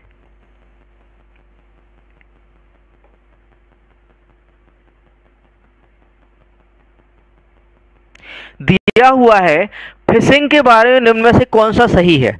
यह एक प्रकार का साइबर सुरक्षा हमला है जो उपयोगकर्ता नाम, पासवर्ड और अन्य जैसे संवेदनशील डेटा प्राप्त करने का प्रयास करता है। यह आमतौर पर ईमेल्स, स्पूफिंग, इंस्टेंट मैसेजिंग और टेक्स्ट मैसेजिंग द्वारा किया जाता है। बताइए राइट आंसर। ए और बी, एक केवल एक, बी में दो है, एक और दो, दोनों, इनमें से कोई नहीं। यहाँ पर जो है कौन सा कथन जो है सही है फिशिंग के बारे में? तो भैया यहाँ पर राइट आंसर जो हो जाता है वो हो जाता है ऑप्शन सी, एक और दो दोनों सही है। यहाँ पर जो है टेक्स्ट के माध्यम से जो है डाटा चोरी किया जाता है। ठीक, अगला क्वेश्चन, क्वेश्चन नंबर 70 है, कौन सा हैकर एक साइबर अपराधी है जो दुर्भावनापूर्ण या आपराधिक इरादे से कंप्यूटर सिस्टम को ब्रेक करता है? White hat hackers, grey hat hackers, black hat hackers या रेड हैट हैकर्स? यहां भी हैकर्स की जो है प्रकार हैं।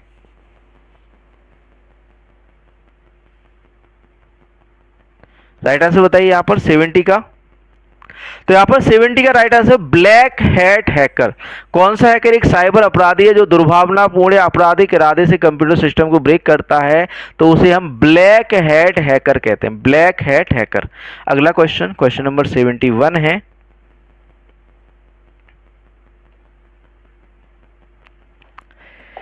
किसी अटैकर के द्वारा निम्न में से किस मेलवेयर का इस्तेमाल सुरक्षा अति संवेदनशीलता का लाभ उठाकर एक पीसी पर अनधिकृत रिमोट एक्सेस प्राप्त करने के लिए किया जाता है?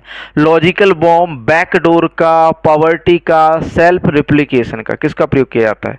राइट आंसर बताइए यहाँ पर, ए, बी, सी या फिर डी, क्या होगा? तो भैया यहाँ पर जो राइट आंसर हो जाता है वो होता है बैकडोर। किसका प्रयोग किया जाता है? आपका बैकडोर, बैकडोर का प्रयोग किया जाता है। अगला क्वेश्चन, क्वेश्चन नंबर 72 है, 72वां क्वेश्चन है, एमएस एक्सेल वर्कशीट में डिफॉल्ट पेज ओरिएंटेशन क्या है? एमएस एक्सेल वर्कशीट में डिफॉल्ट पेज ओरिएंटेशन क्या है? डिफॉल्ट पेज ओरिएंटेशन क्या है एमएस एक्सेल में? Option A portrait,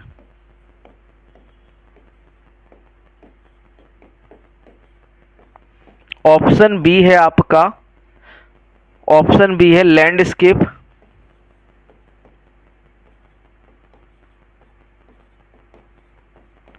option C है दोनों, ऑप्शन डी है आपका इनमें से कोई नहीं। राइट आंसर बताइए यहां पर। आपके जो वर्कशीट होते हैं एमएस एक्सेल जो वर्कशीट होते हैं वो डिफॉल्ट रूप से किस रूप में होती है? तो भैया वो कैसी होती है? पोर्ट्रेट रहती है। कैसी रहती है? पोर्ट्रेट रहती है, मतलब कि सीधी रहती है, पोर्ट्रेट रहती है। अगला क्वेश्चन,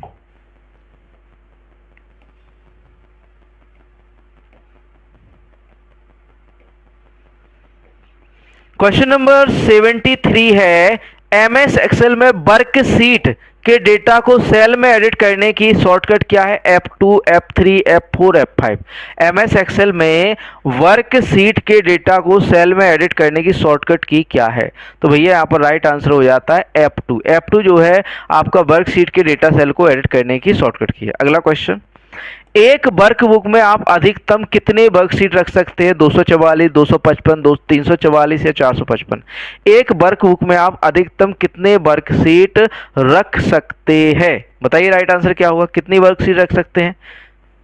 तो भैया यहाँ पर जो है आप कितनी 255 वर्क, एक वर्कबुक में आप कितनी अधिकतम कितने वर्कशीट रख सकते हैं?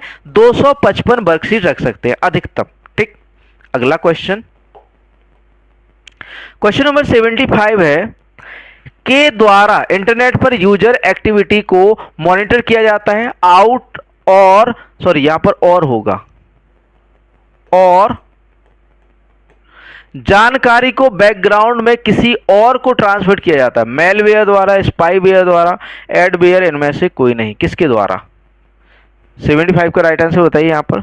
तो यहां पर राइट आंसर होगा स्पाईवेयर द्वारा, कि स्पाईवेयर के द्वारा इंटरनेट पर यूजर एक्टिविटी को मॉनिटर किया जाता है और जानकारी को बैकग्राउंड में ही किसी और को ट्रांसफर किया जाता है, तो उसे हम कहते हैं स्पाईवेयर। ठीक, अगला क्वेश्चन, क्वेश्चन नंबर 76 है, निम्न में से किसके पास कमजोर माइक्रोसॉफ्ट ईमेल क्लाइंट का उपयोग करके स्वयं को सभी तक फैलाने की क्षमता थी? मॉड्यूम ने, सेंसर, मेलिसा या क्लेज? सेंसर, मॉड्यूम। ठीक, बताइए राइट आंसर क्या होगा यहाँ पर 76 का। तो यहाँ पर 76 का राइट आंसर होगा क्लेज। क्या हो जाता है? क्लेज। ठीक, किसके पास जो है कमजोर माइक्रोसॉफ्ट ईमेल क्लाइंट का उपयोग करके स्वयं को सभी तक फैलाने की क्षमता होती है? क्लेज में होती है। किसमें होती है? क्लेज में होती है। अगला क्वेश्चन, क्वेश्चन नंबर 77 है, 77वां प्रश्न है, किस प्रकार की नेटवर्क सुरक्षा चिंताओं में कोई व्यक्ति आपके कमरे में गुप्त माइक्रोफोन के साथ आपकी निजी चर्चा को सुन रहा है या आपके कमरे की खिड़की के पास खड़ा है? Intuition problem, denial of service,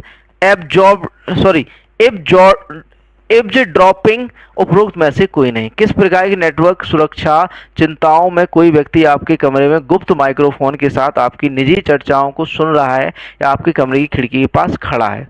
तो उसे हम क्या कहेंगे?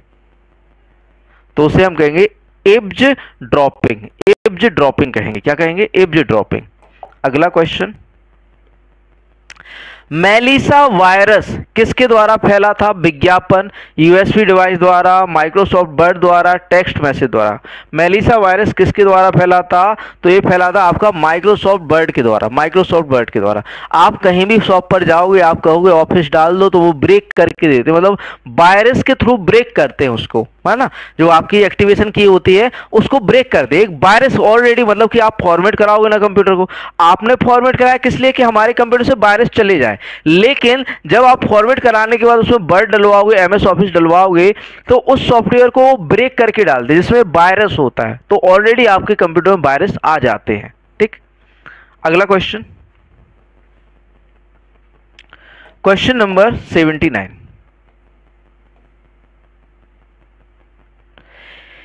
एक भ्रामक तकनीक जिसका उपयोग हमलावरों द्वारा व्यक्तियों के संवेदनशील जानकारी को प्रकाशित करने या मेलवेयर इंस्टॉल करने के लिए किया जाता है कहलाता है आइडेंटिटी थेफ्ट, फिशिंग, इंटरनेट समय की चोरी या साइबर मानहानि। क्या कहलाएगा वो? राइट आंसर बताइए 79 का। राइट आंसर हो जाता है फिशिंग। एक भ्रामक तकनीक जिसका उपयोग हमलावरों द्वारा व्यक्तियों की संबंधित जानकारी को प्रकाशित करने या मेलवेयर इंस्टॉल करने के लिए किया जाता है, उसे हम कहते हैं फिशिंग। फिशिंग यानी फंसाना। ठीक, अगला क्वेश्चन, क्वेश्चन नंबर 80 है, 80वां प्रश्न है, किसी भी प्रकार का अवांछित डिजिटल संचार जो थोक में भेजा जाता है हैकिंग कहलाता है, स्पैम, क्रैकिंग या फिशिंग कहलाता है? किसी प्रकार का अवांछित डिजिटल संचार जो थोक में भेजा जाता है, तो उसे हम क्या कहते हैं भैया? तो उसे हम स्पैम कहते हैं। आपने देखा होगा स्पैम में मैसेज भरे रहते हैं, क्योंकि कंपनियां क्या कहती हैं, बल्क में भेज देती हैं। किसी भी ईमेल को सिलेक्ट किया, बल्क में आपको शेयर कर देंगे, तो उसे हम क्या कहते हैं? स्पैम कहते हैं। क्या कहते हैं? स्पैम कहते हैं। इसके बाद यहाँ पर कंप्यूटर भी हमारा समाप्त हो जाता है। उसके बाद आ जाता है भाग 3 पार्ट 3 आपका उत्तर प्रदेश सामान्य ज्ञान। अगला क्वेश्चन, क्वेश्चन नंबर 81 है। क्वेश्चन नंबर 81 दिया हुआ है, भगवान बुद्ध की मृत्यु उत्तर प्रदेश के किस जनपद में हुई थी? सारनाथ में, सिद्धार्थनगर, कुशीनगर में या गौतम बुद्ध नगर में? तो सभी को पता है बुद्ध की मृत्यु कहां पर हुई थी? कुशीनगर में हुई थी। अगला क्वेश्चन, धर्मराज का स्तूप कहां स्थित है? सारनाथ में, प्रयागराज, अवध या आगरा? धर्मराज का स्तूप कहां पर स्थित है? तो सारनाथ में। धर्मराज का स्तूप कहां पर है? आपका सारनाथ के अंदर है। कहां पर? सारनाथ। अगला क्वेश्चन, हर्षवर्धन का ताम्रपत्र लेख कहां से प्राप्त हुआ है? बांसखेड़ा से, कन्नौज, प्रयाग या थानेश्वर से? हर्षवर्धन का ताम्रपत्र लेख कहां से प्राप्त हुआ है? राइट आंसर बताइए 83 का। तो भैया जो आपका हर्षवर्धन का ताम्रपत्र लेख है कहाँ से मिला है? बांसखेड़ा से मिला है। कहाँ से मिला? बांसखेड़ा। अगला क्वेश्चन, हर्षवर्धन के काल में उत्तर प्रदेश का कौन सा नगर उत्तर भारत का प्रमुख नगर बन गया था? हर्षवर्धन के काल में उत्तर प्रदेश कौन सा नगर उत्तर प्रदेश का प्रमुख नगर बन गया था? कन्नौज, कानपुर, लखनऊ या फैजाबाद? राइट आंसर बता दीजिए यहाँ पर ए, बी, सी फिर डी। 84 का सही उत्तर क्या होगा? कन्नौज होगा। हर्षवर्धन के काल में उत्तर प्रदेश कौन सा नगर उत्तर भारत का जो है प्रमुख नगर बना था? तो वो है भैया आपका कन्नौज। कन्नौज इत्र नगरी है ना। अगला क्वेश्चन, क्वेश्चन नंबर 85 है, उत्तर प्रदेश के किस पुरापाषाणिक स्थल से अस्थि निर्मित मातृ देवी की प्रतिमा प्राप्त हुई है? सराय नाहर राय, कोल्डी हवा, लोहिदा नाला क्षेत्र या चकिया से? उत्तर प्रदेश किस पुरापाषाणिक स्थल से अस्थि निर्मित मातृ देवी की प्रतिमा मिली है? राइट आंसर बताइए यहाँ पर। तो ये कहां से मिली है? लोहिदा नाला क्षेत्र से। कहां मिली है? लोहिदा नाला क्षेत्र। अगला क्वेश्चन, कौन सा महाजनपद उत्तर प्रदेश में स्थित नहीं है? कौन सा महाजनपद उत्तर प्रदेश में स्थित नहीं है? कौन सा महाजनपद उत्तर प्रदेश में स्थित नहीं है? ऑप्शन ए है सूरसेन। सूरसेन। ऑप्शन बी है आपका कौशल।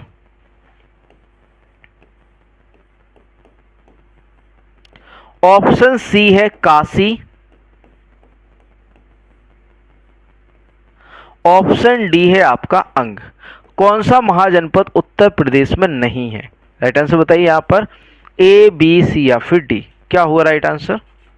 तो भैया यहाँ पर राइट आंसर जो हो जाता है वो हो जाता है आपका डी। अंग महाजनपद आपका उत्तर प्रदेश में नहीं है। अंग महाजनपद कहां पर नहीं है? उत्तर प्रदेश में। अगला क्वेश्चन, क्वेश्चन नंबर आपका जो है 87, अंग यहां पर राइट आंसर हो जाता है। मल्ल महाजनपद उत्तर प्रदेश के किस जनपद में स्थित है? गोरखपुर, बलिया, कुशीनगर, फैजाबाद? मल्ल महाजनपद उत्तर प्रदेश के किस जनपद के अंतर्गत या फिर कहें किस जनपद में आता है? तो भैया वो आता है आपका कुशीनगर में। मल्ल महाजनपद किस उत्तर प्रदेश के किस जनपद में स्थित है? कुशीनगर। अगला क्वेश्चन, जैन धर्म के प्रथम तीर्थंकर का जन्म कहाँ हुआ था? वाराणसी, इलाहाबाद, अयोध्या या कौशाम्बी में? आपके जो जैन धर्म के प्रथम तीर्थंकर थे उनका जन्म कहाँ हुआ था? जैन धर्म के प्रथम तीर्थंकर का जन्म कहाँ हुआ? तो भैया वो हुआ था अयोध्या के अंदर। जैन धर्म के प्रथम तीर्थंकर का जो जन्म हुआ था वो कहाँ पर हुआ था? अयोध्या के अंदर। अगला क्वेश्चन, क्वेश्चन नंबर 89 है, 89वां प्रश्न है, जैनों के 23वें तीर्थंकर पार्श्वनाथ की जन्मस्थली है वाराणसी, इलाहाबाद, अयोध्या, जौनपुर? जैनों के 23वें तीर्थंकर की जन्मस्थली क्या है? राइट आंसर बताइए यहाँ पर 89 का। तो भैया वाराणसी। जो जैनों के 23वें तीर्थंकर पार्श्वनाथ थे उनकी जन्मस्थली क्या है? वाराणसी है। अगला क्वेश्चन, महावीर स्वामी के समय जैन धर्म का प्रमुख केंद्र था वाराणसी, मथुरा, श्रावस्ती या कौशाम्बी? महावीर स्वामी के समय जैन धर्म का प्रमुख केंद्र कौन सा था? तो भैया वो था मथुरा। क्या था? मथुरा। महावीर स्वामी के समय जैन धर्म का प्रमुख केंद्र कौन सा था? मथुरा था, है ना, मथुरा। ठीक। अगला क्वेश्चन, क्वेश्चन नंबर 91 है, निम्न में से किस संत को वाल्मीकि का अवतार माना जाता है? गोस्वामी तुलसीदास को, स्वामी रामानंद को, संत रविदास को, करपात्री स्वामी को? किसे वाल्मीकि का अवतार माना जाता है? राइट आंसर बताइए। तो गोस्वामी तुलसीदास को वाल्मीकि का अवतार माना जाता है। किसे? गोस्वामी तुलसीदास। अगला क्वेश्चन, क्वेश्चन नंबर 92 है, कन्नौज का युद्ध हुआ था हुमायूं और शेरशाह सूरी के मध्य, शेरशाह व जिंदल के मध्य, अकबर और हुमायूं के मध्य, उपरोक्त सभी के मध्य? कन्नौज का युद्ध किस किस के बीच हुआ था? राइट आंसर बताइए। तो कन्नौज का युद्ध हुआ था हुमायूं और शेरशाह सूरी के मध्य हुआ था। हुमायूं और शेरशाह सूरी के मध्य हुआ था आपका कौन सा? आपका जो है कन्नौज का युद्ध। ठीक। अगला क्वेश्चन, सिंहासन 32 रचनाकार हैं, मतीराम, लल्लूलाल, रसखान या सेनापति? सिंहासन 32 के रचयिता कौन है? सिंहासन 32 के रचयिता कौन है? तो भैया वो है आपके लल्लूलाल।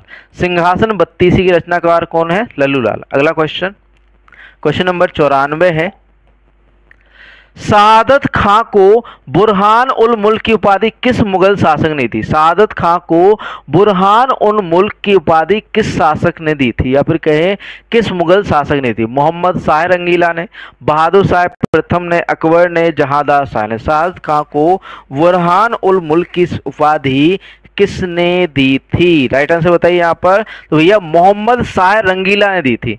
सादत खां को बुरहान उल मुल्क की उपाधि किसने दी थी? मोहम्मद शाह रंगीला ने, मोहम्मद शाह रंगीला। अगला क्वेश्चन है, क्वेश्चन नंबर 95 है, किसे हिंदी खड़ी बोली का जनक माना जाता है? अमीर खुसरो, मलिक मोहम्मद जायसी, कबीर, अब्दुल रहमान खाने खाना। किसे हिंदी खड़ी बोली का जनक माना जाता है? तो अमीर खुसरो को हिंदी खड़ी बोली का क्या माना जाता है? जनक माना जाता है। किसे? अमीर खुसरो को। ठीक, अगला क्वेश्चन, क्वेश्चन नंबर 96 घृणित कायर के नाम से जाना जाता है? मुअज्जम को, फर्रुखसियर को, रंगीला, बहादुर शाह प्रथम को। घृणित कायर के रूप में किसे जाना जाता है? तो घृणित कायर के रूप में आपका फर्रुखसियर को जाना जाता है। किसे? फर्रुखसियर को घृणित कायर के रूप में जाना जाता है। अगला क्वेश्चन 97 प्रश्न है, उर्दू शायरी में फिराक गोरखपुरी के नाम से प्रसिद्ध हैं? द्वारिका प्रसाद, बिशन नारायण या नवल किशोर, रघुपति सहाय।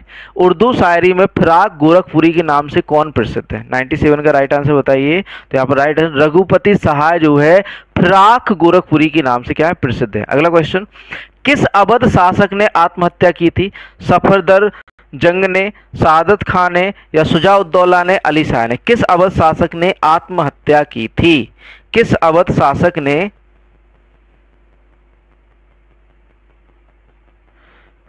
शासक ने जो है आपका जो है आत्महत्या की थी? बताइए आंसर। तो भैया सादत खान ने। किसने आत्महत्या की थी? सादत खान ने। ठीक, अगला क्वेश्चन 99वां प्रश्न है, निम्न युग्मों में सही कौन सा सुमेलित नहीं है? टोडरमल सीतापुर, अबुल फजल आगरा, बीरबल कन्नौज, जियाउद्दीन बर्नी बुलंदशहर। कौन सा सुमेलित नहीं है? राइट आंसर बताइए यहाँ पर।